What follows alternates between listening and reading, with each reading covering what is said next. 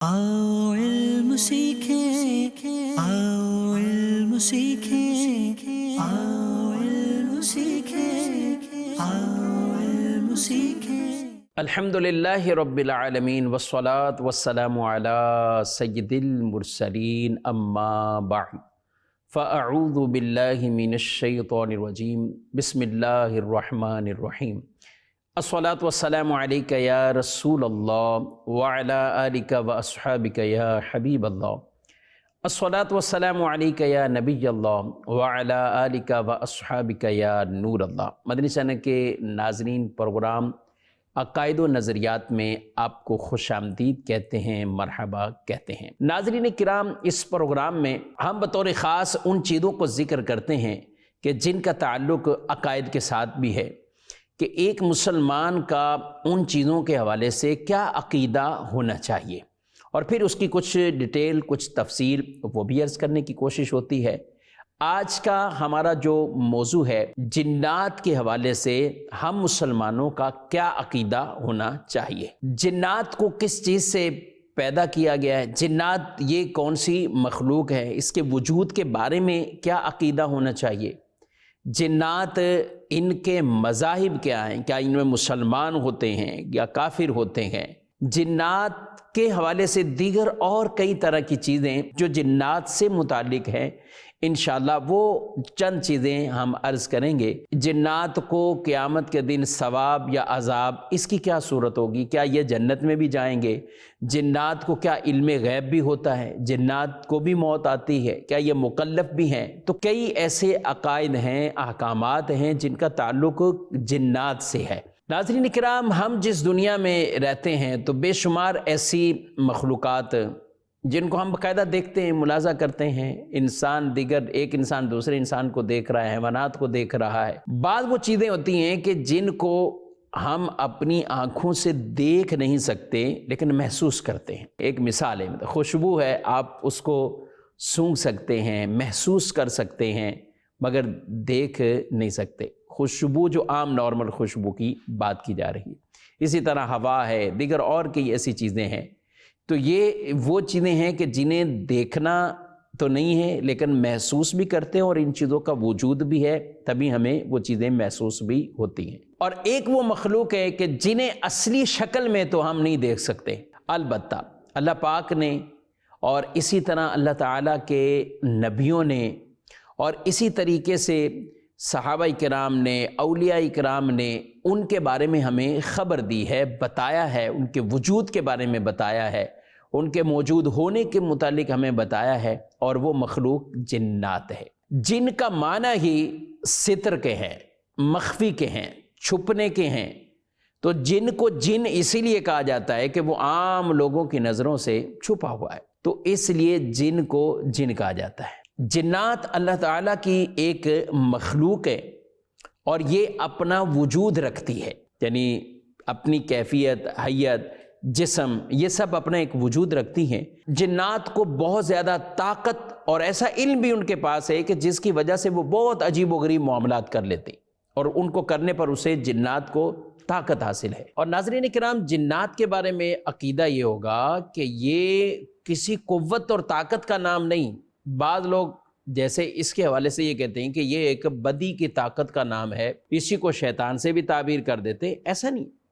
बल्कि जिन्नात का पूरा एक वजूद है। इनके जिस्मानी वजूद का इनकार करना ये कुफ्र है। जिन्नात का इनकार नहीं किया जा सकता। कुरान मजीद फुरकान हमीद में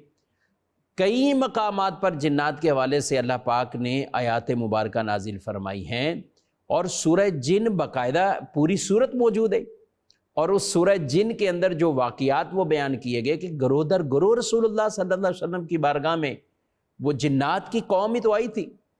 जिसने आकर बाकायदा कुरान सुना नमाज की हालत में, और रसूलुल्लाह सल्लल्लाहु अलैहि वसल्लम ने उन्हें तबलीग फरमाई है, और वो हुजूर सल्लल्लाहु अलैहि वसल्लम पर ईमान लाए, और फिर वो वापसी गए और अपनी दूसरी कौम को साथ लेकर आए। इस तरह के वाक़ियात ये कुरान पाक की सूरह जिन में, सूरह अहकाफ में ये मौजूद है। इसी तरह हदीस तय्यबा में ज़िक्र मौजूद है। तो जिनका जिस्मानी वजूद का इनकार करना ये कुफ्र है, लिहाजा इसके ऊपर ईमान रखना ज़रूरी کہ جنات ہیں، مخلوق بھی ہیں، اور یہ جنات جسمانی وجود کے ساتھ ہیں۔ وَخَلَقَ الْجَانَّ مِن مَّارِجٍ مِّن نَّارٍ، قرآن مجید میں اللہ پاک نے جو یہ ارشاد فرمایا ہے، اور کہیں یہ ارشاد فرمایا وَالْجَانَّ خَلَقْنَاهُ مِن قَبْلُ مِن نَّارِ السَّمُومِ، اور جن کو اس سے پہلے بنایا بے دھوئیں کی آگ سے۔ یاد رکھیں فرشتوں کو اللہ نے نور سے، انسان کو مٹی سے، اور جنات کو آگ سے یہ پیدا کیا ہے۔ اب عائشہ صدیقہ رضی اللہ تعالیٰ عنہا نے یہی بیان کیا کہ حضور پاک صلی اللہ علیہ وآلہ وسلم نے فرمایا ہے فرشتوں کو نور سے، جنات کو آگ سے، آگ کے شعلے سے، یہ جسے لوگ کہتے ہیں شعلہ کہتے ہیں، اس سے، اور سیدنا آدم علیہ السلام کو مٹی سے پیدا کیا گیا، اور آدم علیہ السلام ابو البشر ہے، یعنی انسان اپنی اصل تخلیق کے اعتبار سے اس کو مٹی سے بنایا گیا، اور فرشتوں کو نور سے، جنات کو آگ سے پیدا کیا گیا۔ اور جس طرح انسان مکلف ہے اللہ پر ایمان لائیں، اللہ کی کتابوں پر ایمان، رسولوں پر ایمان، نبیوں پر ایمان، فرشتوں پر ایمان، اسی طرح جنات جو مخلوق ہے اس کے لیے بھی یہی حکم ہے، وہ بھی مکلف ہیں شریعت مطہرہ کے۔ ہاں احکامات اپنے اپنے جدا ہیں، احکامات کے اعتبار سے فرق ہے، مگر اس اعتبار سے مکلف ہونا کہ جنات کو بھی انسانوں کی طرح یہ اللہ نے اپنی عبادت کے لیے پیدا کیا ہے، اور قرآن پاک میں واضح طور پر ارشاد فرمایا وَمَا خَلَقْتُ الْجِنَّ وَالْإِنسَ إِلَّا لِيَعْبُدُونَ، اور ہم نے جنوں اور انسانوں کو نہیں پیدا کیا مگر کہ وہ عبادت کریں، یعنی اللہ کی عبادت کریں، اللہ رب العالمین کو ایک مانے، خدا مانے، اللہ کے سوا کسی کو خدا، معبود، عبادت کے لائق نہ مانے۔ جس طرح ہم انسانوں کے لیے حکم ہے اسی طرح جنات کے لیے بھی حکم ہے۔ تو جیسے ہم انسان مسلمان یہ مکلف ہیں، اسی طریقے سے جنات بھی مکلف ہے، اور سب سے بیسک حکم جیسے انسانوں کی طرف رسول اللہ صلی اللہ علیہ وسلم کی شریعت کا مخاطب ہے جو کافر ہے وہ مسلمان ہو جائے، اسی طرح جنات کی طرف بھی یہی حکم ہے کہ وہ جنات وہ اسلام لے آئے، دین اسلام کو قبول کریں، اور یہ بھی اللہ کی عبادت کریں۔ بہرحال جنات میں بھی انسانوں کی طرح، جیسے انسانوں میں کافر بھی ہیں اور مسلمان بھی ہیں، خوش عقیدہ بھی ہیں، بد عقیدہ بھی ہیں، جنات کے اندر بھی یہی معاملہ ہے کہ ان کے اندر بھی مسلمان بھی ہیں اور نافرمان بھی ہیں، خوش عقیدہ بھی ہیں اور بد عقیدہ جنات بھی موجود ہیں۔ اور ویسے تعداد میں یہ انسانوں سے کئی گنا زیادہ، بلکہ یہاں تک کہا گیا کہ جنات کے اندر وہ فاسقین بھی ہیں، یعنی فاسق جن بھی موجود ہیں، تو یہ ان کے فساق کی، فاسقین جنوں کی تعداد تو پورے انسانوں سے بڑھ کر ہے۔ قرآن مجید فرقان حمید میں جنات کا ہی ایک قول جو اللہ پاک نے بیان کیا، وہ جنات نے کیا کہا وَأَنَّا مِنَّا الصَّالِحُونَ وَمِنَّا دُونَ ذَلِكَ كُنَّا طَرَائِقَ قِدَدًا، ارشاد فرمایا اور یہ کہ ہم میں کچھ نیک ہیں اور کچھ دوسری طرح کے ہیں، ہم کہیں راہ پھٹے ہوئے گئے، یعنی راہ سے ہٹے ہوئے گئے، یعنی دونوں طرح کے ہیں، ان میں سے نیک بھی ہیں اور بد بھی ہیں، اچھے بھی ہیں، برے بھی ہیں، صالح بھی ہیں، فاسق بھی ہیں، اور عام جنات مسلمان بھی ہیں، اور پھر مسلمان جنات کے اندر اچھے اچھے مراتب والے جنات بھی ہیں، جیسے انسانوں کے اندر اور مسلمانوں میں اولیاء کے مراتب ہے، اسی طرح جنات کے اندر بھی بہت زیادہ نیک بھی ہیں اور بد بھی ہیں، برے بھی ہیں۔ ایک تو یہ کیٹیگری یعنی مسلمان جنات کی، اور دوسری ساتھ یہ کفار، یعنی جنات میں سے ایسی بھی تعداد ہے کہ جو کافر ہیں، جو غیر مسلم ہیں، تو لہذا جنات کے حوالے سے یہ سمجھنا اور یہ نظریہ رکھنا کہ جنات میں مسلمان بھی ہیں اور کافر بھی ہیں، مسلمانوں میں اچھے بھی ہیں اور برے بھی ہیں، خوش عقیدہ بھی ہیں اور بد عقیدہ بھی جنات موجود ہیں۔ اللہ پاک ہمیں برے جنات کے شرور سے محفوظ فرمائے۔ اور علامہ ابن حجر مکی رحمۃ اللہ کی تعالیٰ علیہ نے آپ نے فتاوی حدیثیہ کے اندر یہ بیان کیا کہ جنات چونکہ نبی صلی اللہ علیہ وسلم کی شریعت کے مکلف ہیں، تو فرمایا یہ مومنین جو جنات ہیں وہ نماز بھی پڑھتے گئے، قرآن بھی پڑھتے گئے، وہ روزے بھی رکھتے ہیں، وہ حج بھی کرتے ہیں، وہ علوم دینیہ آ کر سیکھ بھی جاتے ہیں، انسانوں سے روایات بھی سیکھ جاتے ہیں اور سنتے ہیں، اگرچہ انسان کو اس کا پتہ نہیں چلے گا، لیکن وہ ان سے یہ باتیں سیکھ اور سمجھ کر بھی جاتے ہیں۔ قرآن مجید فرقان حمید میں سورہ رحمان پڑھیں، فَبِأَيِّ آلَاءِ رَبِّكُمَا تُكَذِّبَانِ، تم دو کون کون سی اللہ کی نعمتوں کو جھٹلاؤ گے؟ تو اس میں جو خطاب کیا گیا وہ انسان کو کیا گیا اور جنات کو کیا گیا۔ تو یہ ساری باتیں وہ ہیں کہ جس کی وجہ سے پتہ چل کہ انسانوں کی طرح جنات بھی مکلف ہیں، احکام شرع کے پابند ہیں، اور جو ان کی نافرمانیاں کریں گے، اب وہ جس طرح کی نافرمانی اسی طرح کا اس کے ساتھ عتاب کا معاملہ بھی ہوگا۔ یہاں یہ سوال پیدا ہوتا ہے کیا جنات کو ثواب یا عذاب یہ دونوں سلسلہ ان کے ساتھ ہوگا؟ تو جی ہاں، جنات کے لیے اچھے کاموں پر ثواب ہے، اور ان کے برے کاموں پر، گناہ والے کاموں پر یا کفر والے جن کے معاملات ہیں، یعنی وہ ہیں ہی کافر، تو ان کے لیے عذاب بھی ہے۔ اور بالاتفاق یہ ہے کہ کافر جن وہ تو جہنم میں رہیں گے، وہ جہنم میں رہیں گے، جہنم کا ایندھن بنیں گے۔ سورہ جن میں اللہ پاک نے ارشاد فرمایا وَأَمَّا الْقَاسِطُونَ فَكَانُوا لِجَهَنَّمَ حَطَبًا،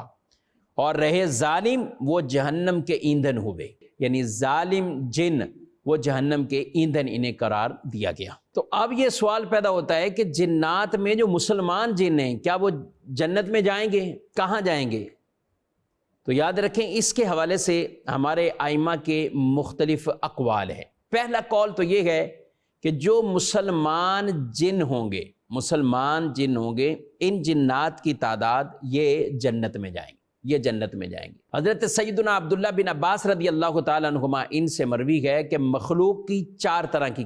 کیٹیگری ہیں، 4 قسمیں۔ ایک قسم مخلوق کی وہ ہے کہ وہ جنت ہی ہے ان کے لیے، ایک وہ ہے کہ جس کے لیے جہنم ہے، وہ جہنم میں جائیں گے، اور بقیہ 2 میں سے وہ ہو کہ بعض جو جنت میں اور بعض جہنم میں۔ اب یہ جو پہلی قسم فرمایا کہ جو مخلوق پوری کی پوری جنت میں جائے گی وہ ہے فرشتے۔ فرشتے سارے کے سارے جنتی ہیں، وہ جنت میں جائیں گے۔ جو پوری مخلوق جہنم میں جائے گی وہ ہیں شیاطین، یہ سارے کے سارے جہنمی ہیں یا جہنم میں جائیں گے۔ پیچھے 2 بچے، تو ان میں سے کہا کہ یہ جن اور انسان یہ وہ مخلوق ہے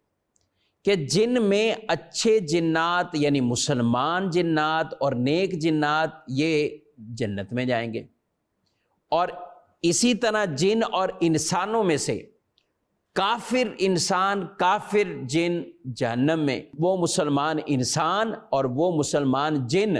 جن سے گناہ ہوئے ہیں، جن سے گناہوں کا صدور ہوا ہے، نافرمانیاں ہوئی ہیں، تو وہ جن کے لیے حکم ہوگا وہ دوزخ میں بھی جائیں گے۔ تو یہ 4 طرح کی مخلوق، فرشتے ٹوٹل جنت میں، شیاطین ٹوٹل جہنم میں، اور جن اور انسانوں میں سے مسلمان جن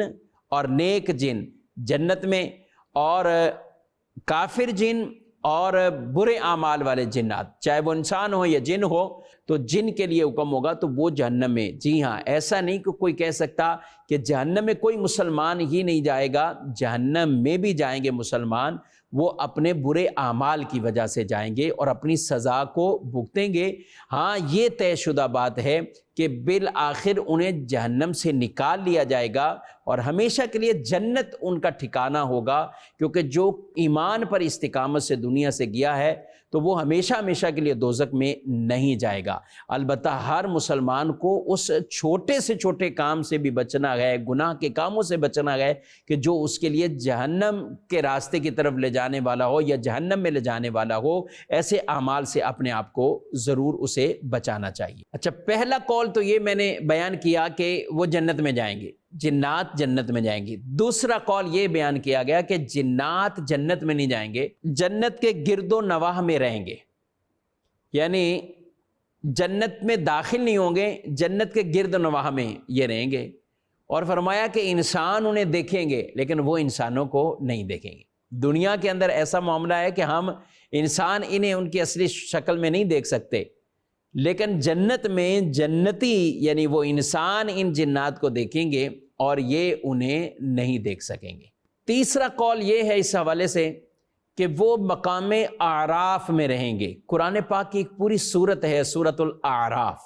یہ بھی ایک جگہ ہے، مقام ہے، کہا کہ وہ وہاں رہیں گے۔ نبی کریم صلی اللہ علیہ وسلم نے فرمایا مومن جنوں کے لیے ثواب بھی ہے اور سزا بھی ہے۔ تو صحابہ کہتے ہیں کہ تو ہم نے آپ سے ان کے ثواب کے بارے میں پوچھا، تو ارشاد فرمایا وہ اعراف پر ہوں گے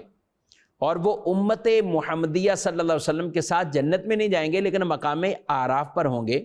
پھر ہم نے پوچھا یہ اعراف کیا ہے؟ تو فرمایا یہ جنت کی دیوار ہے جس میں نہریں جاری ہیں، اس میں درخت اور پھل اگتے ہیں۔ اور چوتھا قول اس حوالے سے یہ کہ اس کے بارے میں توقف ہے، اس کے بارے میں یعنی سکوت ہے، خاموشی اختیار کی ہوئی ہے، جو قیامت کے دن اللہ ان کے حوالے سے فیصلہ فرمائے گا۔ اعلیٰ حضرت امام اہل سنت آپ سے جب پوچھا گیا کہ حضور یہ تو بتائیں کہ جنات جنت میں جائیں گے یا کہاں ہوں گے، تو فرمایا ایک قول تو یہ ہے کہ جنت کے آس پاس مکانوں میں رہیں گے، جنت کے آس پاس کی جگہوں پر رہیں گے۔ فرمایا جنت میں سیر کو آئیں گے، یعنی اتنی ان کو چھوٹ ملے گی، جنت میں سیر کرنے کے لیے آئیں گے، لیکن فرمایا جنت جاگیر ہے حضرت آدم علی نبینا و علیہ الصلاۃ والسلام کی، ان کی جاگیر ہے اور ان کی اولاد میں تقسیم ہوگی، یعنی یہ اولاد آدم کے لیے، یعنی جنت اللہ نے انسانوں کے لیے بنائی ہے اور ان مسلمانوں کو وہ جنت عطا فرمائے گا۔ جنات کے حوالے سے یہاں ایک اور بات بھی آپ ملاحظہ فرمائیں کہ جنات یہ باقاعدہ کھاتے پیتے پیدا ہوتے مرتے، یہ سب کچھ ان کے ساتھ معاملہ ہے۔ فرشتوں کے حوالے سے یہ ہے کہ وہ نہ کھاتے ہیں نہ پیتے ہیں، نہ نکاح ان کے، نہ ان کی اولادیں۔ فرشتوں کے حوالے سے وہ اللہ کی نوری مخلوق ہے، لیکن جنات وہ ہیں جن کا باقاعدہ کھانا پینا مرنا یہ سب کچھ ثابت ہے، اور اولادیں ہونا یہ بھی ثابت۔ جی ہاں، بلکہ انسانوں سے بڑھ کر جنات کی تعداد کتنی ہے کہ جب کسی انسان کے ہاں ایک بچہ پیدا ہوتا ہے، جنات کے ہاں 9 پیدا ہو جاتے ہیں، یعنی 9 گنا بڑھ کر، یہ یوں سمجھ لیں کہ جتنے انسان ہیں ان سے 9 گنا بڑھ کر یہ جنات کی تعداد ہے، اتنے جنات ہیں۔ اسی لیے تو حضرت عبداللہ بن عمر رضی اللہ تعالیٰ عنہما نے فرمایا اگر چوتھی زمین سے اوپر اور تیسری کے نیچے، یعنی صرف اس جگہ کے جنات یہ تمہارے سامنے ظاہر ہو جائیں تو کہا کہ ان کی تعداد اتنی ہے کہ سورج کی یہ روشنی ختم ہو جائے گی، سورج کی روشنی تم نہ دیکھ پاؤ گے۔ تو جنات کی تعداد بھی انسانوں کی طرح ان کے ہاں بھی نکاح شادیاں پیدائش یہ سارے معاملات ہوتے ہیں، البتہ انسانوں سے کئی گنا بڑھ کر ان کی تعداد ہے۔ خلاصہ وہی کہ ان میں اچھے بھی ہوتے ہیں اور ان میں برے بھی ہوتے ہیں۔ ایسا نہیں ہو کہ ہم سارے اب اس سے گھبرا جائیں اور ڈر جائیں کہ جنات کی تعداد ہم سے 9 گنا زیادہ، ایک انسان تو 9 جن۔ تو جی ہاں یہ بات تو ہے، جنات کی تعداد اتنی ہے، ہمیں پتہ بھی نہیں ہوتا ارد گرد، بلکہ ابھی بیان بھی کیا ہے کہ جنات آ کر، اچھے جنات مسلمان جنات وہ تو آ کر واعظ نصیحت کی مجلسوں میں بیٹھ کر جاتے ہیں، حدیثیں سن کر جاتے ہیں، اور وہ یوں آ کر لوگوں سے علماء سے علم بھی سیکھ کر جاتے ہیں۔ تو ہمیں نہیں پتہ ہوتا جو اچھے جنات ہوتے ہیں تو وہ تو مسلمانوں کے ساتھ خیرخواہی کرتے ہیں، ان کا فائدہ ان کو پہنچاتے ہیں۔ اور بلکہ اچھے جنات نیک جنات نے تو نبی کریم صلی اللہ علیہ وسلم سے آ کر یہ بھی کہا ہے کہ آپ اپنی امت کو اس چیز سے منع فرمائیں کہ وہ ہڈی سے گوبر سے لید سے اس کو وہ استنجا میں نہ استعمال کریں، ناپاک نہ کریں، کیونکہ اس میں ہماری خوراک رکھی گئی ہے۔ جی ہاں، تو رسول اللہ صلی اللہ علیہ وسلم نے تو انہیں خوشخبریاں بھی عطا فرمائی ہیں جنات کو کہ یہ جب بھی کسی ہڈی لید گوبر کے پاس سے گزریں گے تو وہاں اپنی خوراک پائیں گے، وہاں اپنی خوراک پائیں گے۔ اس لیے ہمیں ہڈیوں سے اس طرح کے معاملات کرنا کہ جس سے وہ ناپاک اور نجس ہو جائیں، اس سے منع کیا ہے۔ ایک مرتبہ تو رسول اللہ صلی اللہ علیہ وسلم کی بارگاہ میں صحابہ بیٹھے تو ایک سانپ آیا اور اس نے آ کر کان مبارک کے پاس کچھ کہا، تو آپ نے فرمایا ٹھیک ہے، وہ سانپ چلا گیا۔ تو عرض کی گئی یا رسول اللہ صلی اللہ علیہ وسلم یہ کون تھا اور کیا؟ تو آپ صلی اللہ علیہ وسلم نے فرمایا کہ یہ ایک جن تھا جس نے مجھے کہا ہے کہ آپ اپنی امت سے کہیں کہ یہ گوبر اور لید وغیرہ سے استنجا نہ کریں کہ اس میں ہماری خوراک ہے، اس میں ہماری خوراک ہے۔ کریم آقا صلی اللہ علیہ وسلم جس طرح انسانوں کی فریادیں سنتے ہیں، مسلمانوں کی فریادیں سنتے ہیں اور مدد فرماتے ہیں، جنات بھی اور وہ کسی بھی صورت میں آ کر حضور پہچانتے ہیں کہ یہ جن ہے۔ سبحان اللہ، اللہ نے اپنے نبی صلی اللہ علیہ وسلم کو یہ علم عطا فرمایا ہے۔ اور یہ جو خوراک بھی ہے وہ ہڈی خوراک نہیں ہے،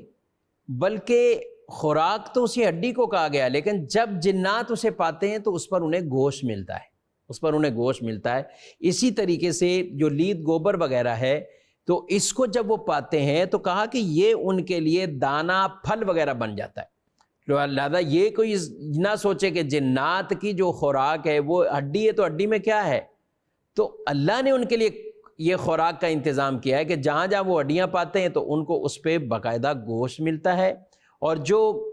گوبر لید وغیرہ تو اس سے ان کو پھل اور دانہ ملتا ہے۔ تو جنات کی جو خوراک ہے وہ پھل اور دانہ، یعنی یہ ماہیت تبدیل ہو جاتی ہے، اس طور پر یہ جنات کو یہ خوراک ملتی ہے۔ ناظرین کرام، یہاں ایک اور بات بھی جو عقائد کے طور پر ہمیں سمجھنی چاہیے،